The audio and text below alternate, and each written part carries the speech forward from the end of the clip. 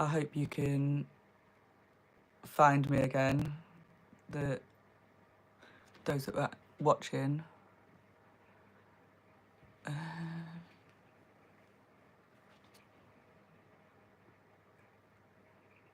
Just gonna share the link. Let me see if I can find it. But yeah, just I said I was going to do a live video every Saturday, and I just didn't want to get out of bed, and so I thought, do you know what? I'll just get out of bed and talk about resilience and how difficult it is sometimes. Some days, like, you can look at someone and think they're doing really well, but actually you don't really know what's going on. So I thought I'd share some of the tools that I use to help me get up in the morning, and also look for suggestions of new ones, because actually you've always got to keep looking at fresh ways of thinking and new tools. As you can see, I'm still in my pyjamas. I just thought it's better to get up and keep my promise that I'm going to do the live video. And also it should be quite good for me, because I'm looking at positive things already. This morning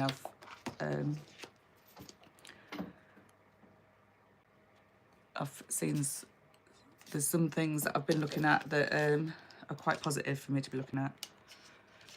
So I was given this, it's a box of little quotes that on resilience, and I was actually given this by a neighbour, and it's just a really beautiful thing. Instead of being given a card or being told to just get better, it gives you little quotes. So there's things like, in the end, blessedly, no one cares too much about you. Like, how true is that? So I know I've got people that care about me, but then also, if I make a mistake, people don't care too much either. People are more worried about their own mistakes than what I do. Contrary to what it can feel like, we're built to withstand storms. Any thoughts? I wish I didn't have to go through some of these storms.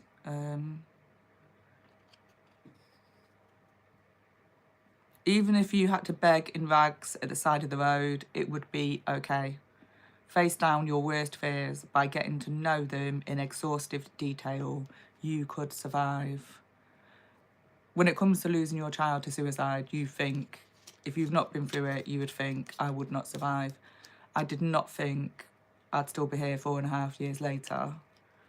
I wouldn't think I'd maybe have a new job. I'd have been on holiday, that I'd have a new cat. There's a lot of things I wouldn't have seen would be happening. I've got new friends.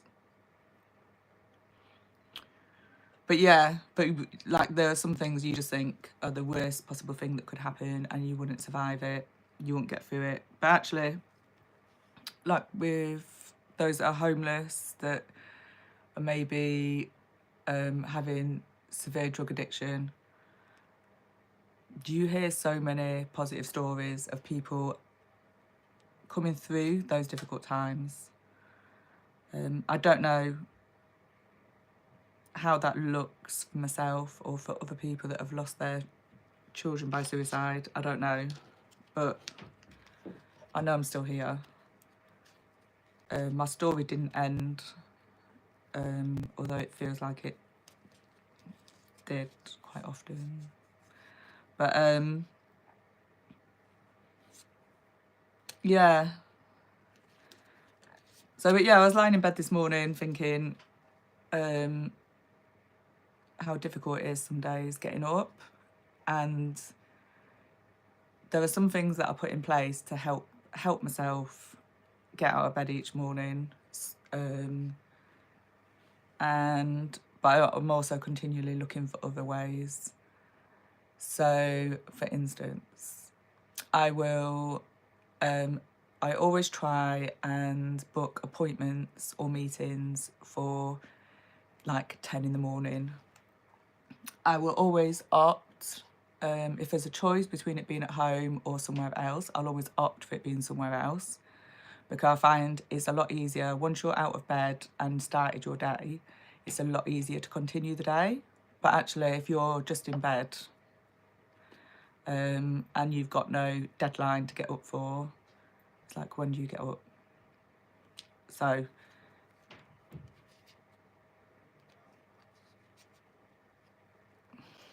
like I just said, this next one, most of us, what we think will kill us won't.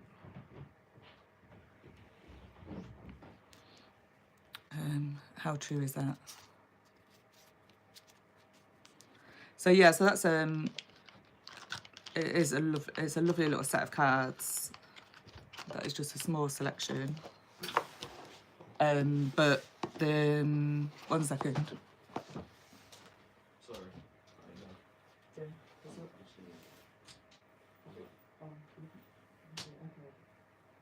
Right. Have you got the key?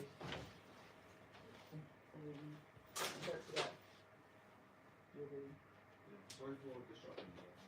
Okay. All right. Thanks. Oh. Sorry, I'm back. So yeah, so that's a lovely little set that I find is it can be useful on those days that you need to find a different way of thinking. When you know your thinking is maybe black and white think, you know, quite often we get black and white thinking, and it's just awful. We can't, you know, we don't want to get up because the day's just awful. Also got this, the Grief Companion. So it's a deck of cards which it can give you guidance, support for those navigating loss and grief. So don't know what I've just realised I don't think you can comment. I'm not seeing any comments. Can you comment?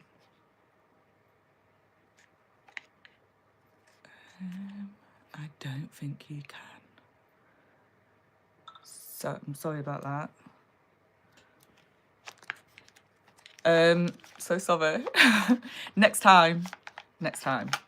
So if I have a little look, we've got the insight cards. It starts off by saying, I'm sorry you're going through this, but glad this companion is by your side. When I needed it most, I longed for something like this deck. So I think a lot of the time we just assume that everyone's got someone that they're talking to about what they're going through.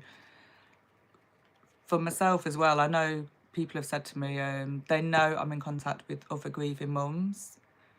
And yeah, they are a source of support. We do support each other. But on the day-to-day, I'm not going to be phoning another mum going, I'm finding it difficult to get out of bed this morning. Because I know they're going through their own struggles. We all know we're going through difficulties. And we know we've got people there that understand. But we don't necessarily live in each other's pockets, you know, hyping each other up. You have to be strong enough to ask for help when you need it. But it is difficult because sometimes you ask for help and it's not there. And it can make you actually feel a bit worse because you feel even more alone and isolated. when my daughter first died, oh God, the friends that would come around here and just do stuff, they're not coming here to talk and to find out what happened, and you know, the neighbours dropping food off, someone just coming and busying themselves in the house, doing little jobs, feeding the cats, or, you know, sometimes the help isn't, oh, you know, quite often people say, oh, phone me if you want to talk. It's not, often that's not the help we need. It's just it's the practical, the company, the being alongside someone who's grieving, as well as the emotional side of grief. Quite often we have the physical symptoms as well, and I mean, my body's changed so much since my daughter died. I never realised how much grief can impact you physically. Obviously, the chest pain, my body is just so much slower. I'm a lot better than I was now, but getting out of bed, or getting out of the chair, it would take effort. I'd have to use my hands to get myself up. My body just kind of gave up on me. And so if you're supporting someone who's grieving, you know that a lot of the physical day-to-day things that we take for granted that we do, for one, you don't feel like doing it because it feels like your world has completely ended, but also physically you're not in your best health. You generally have a weaker immune system as well. Yeah, although to be honest, I haven't caught a lot over the last 4.5 years. I think my body's just like powering through. But yeah, this is a lovely set of cards. And Dance with the Limp. This is beautiful. Dance with the Limp. You will lose someone you can't live without, and your heart will be badly broken. And the bad news is that you will never completely get over the loss of your beloved. But this is also the good news. They live forever in your broken heart that doesn't seal back up, and you come through. It's like having a broken leg that never heals perfectly, that still hurts when the weather gets cold, but you learn to dance with the limp. That's by Anne Lamott. But yeah, I can't imagine still 4.5 years in dancing with the limp. Obviously, I try and enjoy moments and enjoy exploring, travelling, but I don't know what life will look like in the future. Will I just one day be like, yeah, I'm happy, content in life, happy in life? I don't know. Losing your daughter to suicide just brings up so much.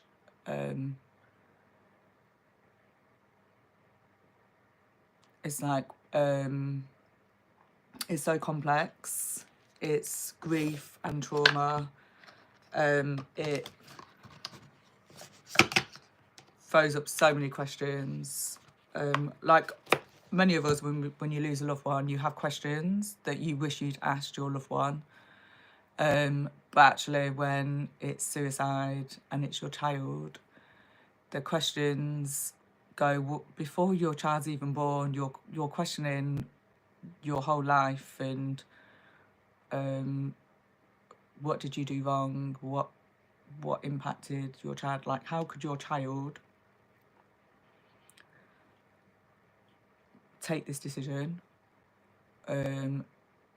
How could you not have been able to help your child at their most difficult time? So, and this is why it's really important that you have so many different tools to help you get through, like your difficult days or difficult mornings, difficult moments. So I've got a whole heap. Complex PTSD. There's a nice quote on the back actually. You're not broken in need of fixing, rather you are deeply hurt in need of care.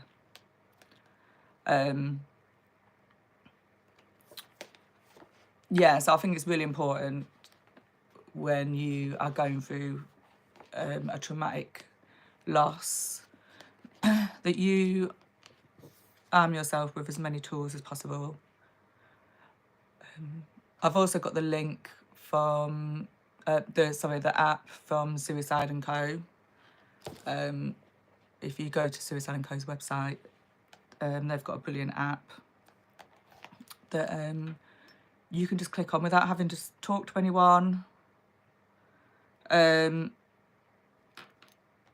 know, you can work through or listen to someone else that's experiencing difficulties. So yeah. But yeah, I think it's important to recognise these emotions are, it's normal. It's normal. It's normal when you're grieving to not want to get out of bed. But you have to find a way of continuing with life and finding the tools that work for you, because what works for me might not work for you. And what worked for me 4 years ago won't work for me or might not work for me now. So you've got to keep reevaluating, and just don't give up. The importance of not giving up. You've got to have some hope, keep some hope and keep some connection. So whether the connections with animals, people, with a belief, a cause, but keep connection and keep hope that actually things may feel easier and a little bit lighter in the future. I hope this video has been some way of help, but I feel like it's a bit like me rambling. I'm a bit rambling, but I think it's important to recognise that resilience, people can look at me and think how resilient I am, but actually resilience is something you've got to work on. You've got to keep looking for things that help you face each day. And if my video in any way helps you understand or helps you have a bit of hope or inspire you to work on yourself and finding ways that work for you, please subscribe and share with anyone that you think needs to find some hope and connection. Thank you. Have a good day.